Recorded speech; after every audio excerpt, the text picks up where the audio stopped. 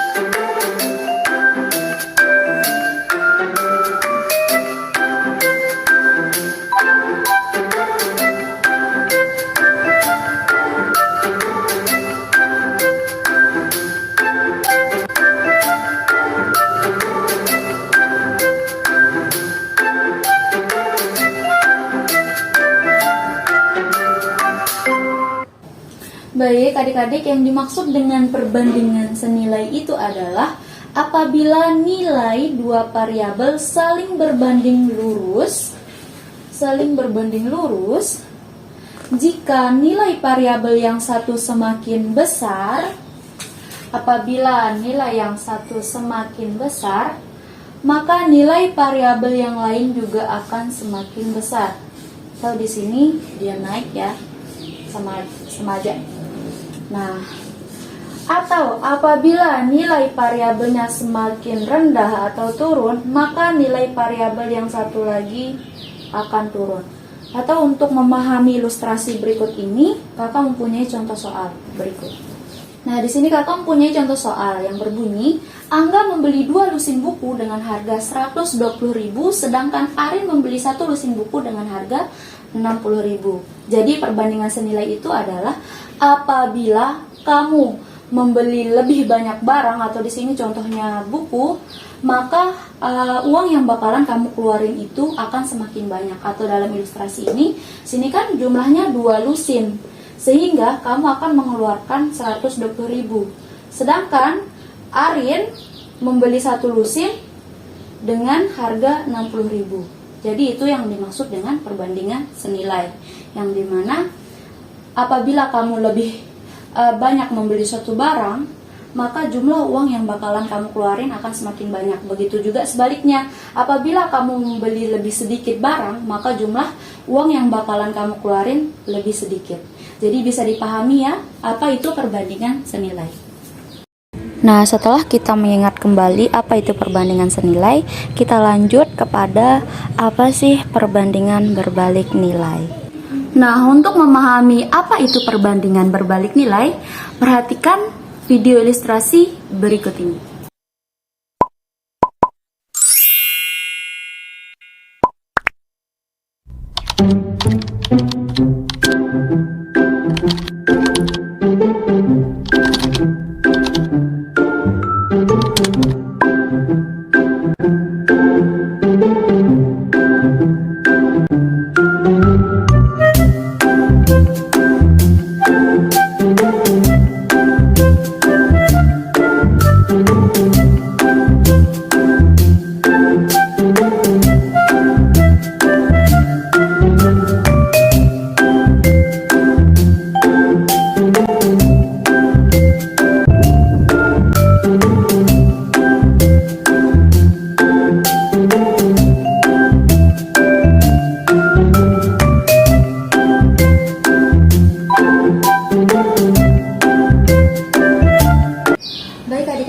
Jadi, yang dimaksud dengan perbandingan berbalik nilai itu adalah apabila nilai dua variabel saling berbanding terbalik.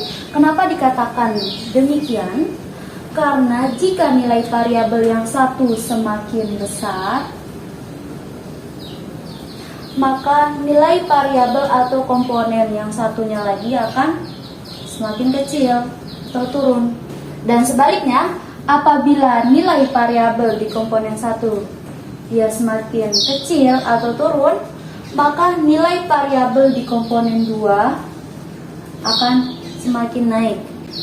Dan kita peroleh persamaan dari perbandingan berbalik nilai ini adalah A per B sama dengan B per C, di mana kali silang AC sama dengan BC. Nah, untuk lebih memahami apa itu perbandingan berbalik nilai, kakak mempunyai contoh soal di mana suatu pekerjaan dapat diselesaikan 10 orang dalam waktu 20 hari. Bila dikerjakan 5 orang, maka akan selesai dalam waktu 40 hari. Itu artinya semakin sedikit orang yang bekerja, maka semakin banyak waktu yang diperlukan, dan juga sebaliknya, apabila semakin banyak orang bekerja, maka semakin cepat selesainya. Itu yang dimaksud dengan perbandingan berbalik nilai.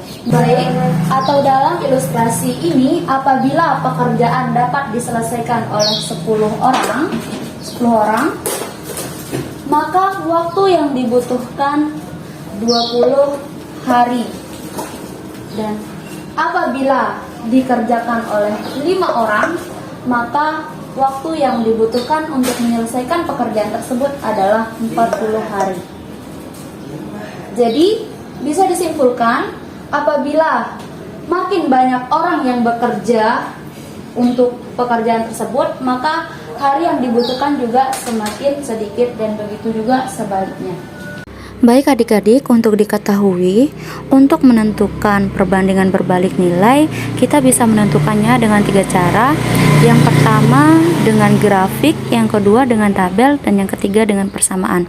Nah, di sini kakak mempunyai soal yang dimana adik-adik harus tebak ya, apakah ini termasuk yang dikerjakan menggunakan tabel, grafik, atau persamaan. Nanti boleh dijawab di kolom komentar yang ada di Google Classroom. Baik, ini soal dengan kategori kecepatan dan waktu tempuh. Dengan bunyi soalnya, Alan mengendarai sepeda motor dan menempuh jarak 480 km ketika mudik. Setiap kali mudik, dia mencoba dengan kecepatan rata-rata yang berbeda dan mencatat lama perjalanannya. Tabel di bawah ini menunjukkan kecepatan rata-rata motor dan waktu yang ditempuh. Bisa dilihat pada tabel di mana apabila kecepatannya 80, maka Alan menempuhnya dalam waktu 6 jam. Ketika dengan kecepatan 75, Alan menempuhnya dengan 6,4 jam. Dan ketika kecepatannya 60, Alan menempuhnya dalam waktu 8 jam. Dan ketika Alan dengan kecepatan 40, dia menempuh dengan 12 jam. Nah, sekarang jika Alan ingin mengetahui lama perjalanan yang ditempuh jika dia mengendarai sepeda motor dengan kecepatan rata-rata 50 km per jam, maka waktu yang dibutuhkan Alan untuk sampai ke tempat tujuan adalah berapa jam?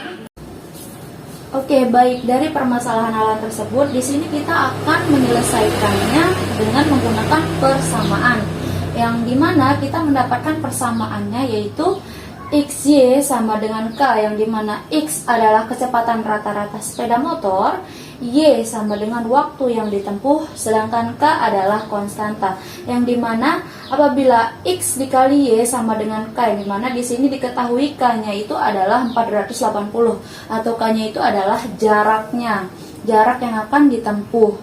Nah, sedangkan untuk X-nya adalah kecepatan rata-rata sepeda motor, yang dimana yang diketahui di soal, kalau kecepatannya 80 km per jam, maka jarak atau waktu yang dibutuhkan untuk menempuh jarak 480 ini adalah 6 jam. Nah, karena di sini Alan ingin mengetahui jikalau dia menggunakan kecepatan 50 km per jam, maka berapa waktu tempuh yang dia butuhkan. Nah, di sini kan kita sudah menemukan persamaannya, di mana X kali Y sama dengan K atau Y sama dengan K per X. Ini sudah diajarin pasti ya sebelumnya, dimana X-Y sama dengan 480 atau Y sama dengan 480 per X. Nah, karena di sini Alan akan menguji kecepatan 50 km per jam, maka untuk X-nya itu adalah 50 ya. Nah, dimana X adalah kecepatan rata-rata sepeda motor. Nah, ini yang ditanyakan oleh Alan. Maka Y sama dengan 480 per 50, sehingga hasilnya adalah 9,6 jam. Nah, apabila Alan ingin mengetahui kecepatan, apabila dia dengan kecepatan 50 km per jam, maka waktu yang bakalan dia butuhkan itu adalah 9,6 jam untuk sampai di tujuan dengan jarak 480 km. Jadi bisa dipahami adik-adik. Nah, begini caranya menyelesaikan perbandingan berbalik nilai menggunakan persamaan. Kak, gimana kalau dalam bentuk tabel? Nah, itu sebenarnya sangat mudah ya. Kalau kita sudah mengetahui yang mana yang menjadi X dan yang mana yang menjadi Y-nya. Nah, di sini kan kita sudah tahu ya dari awal X-nya itu adalah kecepatan rata-rata sepeda motor, sehingga di sini tinggal kita tulis saja keterangannya di sini, lalu masukkan angka-angka yang termasuk. Nah, sepertinya seperti ini. Mana X sini ada 80 dengan waktu yang ditempuhnya itu 6 jam. Ini harus harus sesuai ya. Jangan tidak sesuai, nanti salah. Nah, ini kayak di soal, kayak yang udah diketahui di soal, 80 kecepatannya dengan waktu tempuhnya 6 jam dan seterusnya. Karena di sini kita sudah mengetahui kalau kecepatannya 50 km per jam 9,6 jam untuk waktu yang ditempuh. Tinggal kita tambahkan saja.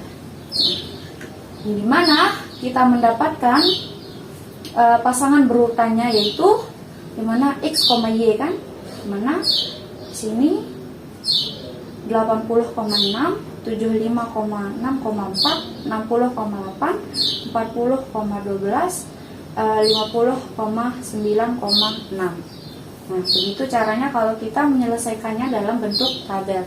Kita tinggal masukkan saja kalau kita sudah mengetahui X dan Y-nya, dan tinggal kita menaruh pasangan berurutannya seperti ini. Nah, gimana kalau dalam bentuk grafik? Itu juga sangat-sangat mudah ya. Nah, kita membuat grafik, tinggal kita melihat pasangan berurutannya. Nah, kayak di sini kan 80,6. Nah, kita cari untuk X-nya 80, kita cari seperti ini. Nah, Y-nya berapa? 6. Nah, tinggal kita pasangkan. Lalu kita buletin ya supaya jelas gitu. Nah, setelah kita sudah memasangkan semuanya, pasangan berurutannya di grafik, maka tinggal kita sambungkan saja sehingga terbentuk grafik seperti ini. Oke, jadi bisa dipahami ya. Baik adik-adik, itu penjelasan kakak tentang perbandingan berbalik nilai. Semoga bermanfaat untuk dipelajari dan juga dipahami. Terima kasih. Wabillahi taufik wal hidayah. Wassalamualaikum warahmatullahi wabarakatuh. Tetap semangat belajar ya.